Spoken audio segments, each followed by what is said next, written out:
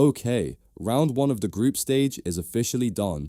Every single one of the 48 teams has played their opening game, and somehow this World Cup has already given us a hat-trick, a disgrace, a host nation throwing a party, and a country playing its first ever World Cup match getting absolutely steamrolled before halftime. I'm not going through all 24 games one by one because we'd be here until the quarterfinals. We're hitting the stuff that actually matters. Let's start at home. Mexico opened the whole tournament against South Africa and won 2-0, but the real headline wasn't the goals, it was the chaos. 3 red cards in one World Cup opener. 3. That's a World Cup record, and it happened on day 1. Mexico didn't just win, they made history doing it. Then the USA hosted their own party 2 days later and absolutely destroyed Paraguay, 4-1, with Fola and Balogun scoring twice before halftime like he was just clocking in for a shift.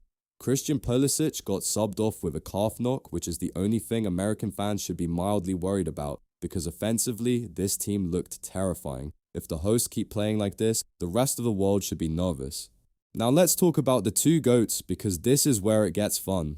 Lionel Messi walked out for his 6th World Cup against Algeria and did something he'd never done at a World Cup before in his entire career. He scored a hat-trick. At 38 years old, Argentina won 3-0. Messi drew level with Miroslav Klose's all-time World Cup scoring record and somehow looked like the best player on the planet again for 90 minutes. The man is basically unaging at this point, it's borderline unfair. And then, the very next day, Cristiano Ronaldo stepped out for his record-extending 6th World Cup too, and was an absolute non-factor. Portugal could only draw 1-1 with DR Congo, who hadn't played a World Cup match since 1974. Ronaldo touched the ball fewer times than almost anyone else on the pitch, missed 2 glorious chances, and extended his goalless run in major tournaments to 10 straight games. 10, while his teammates kept unselfishly feeding him the ball instead of taking better chances themselves.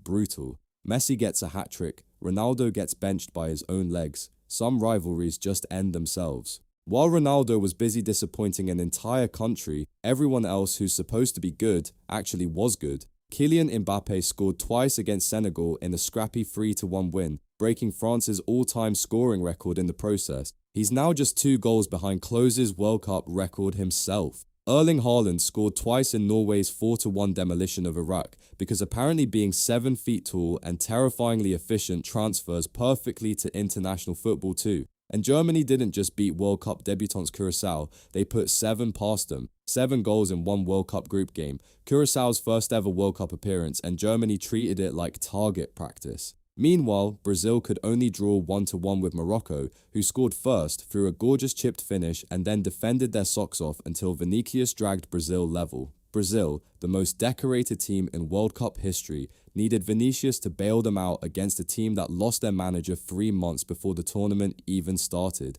Not exactly the statement 5-time champions want to make. Okay, here's my actual take, and I want you to remember I said this now. Japan against the Netherlands. The Dutch went 2-1 up with 20 minutes left through Virgil van Dijk and Crescencio Somerville and looked completely in control. Game basically over. Right?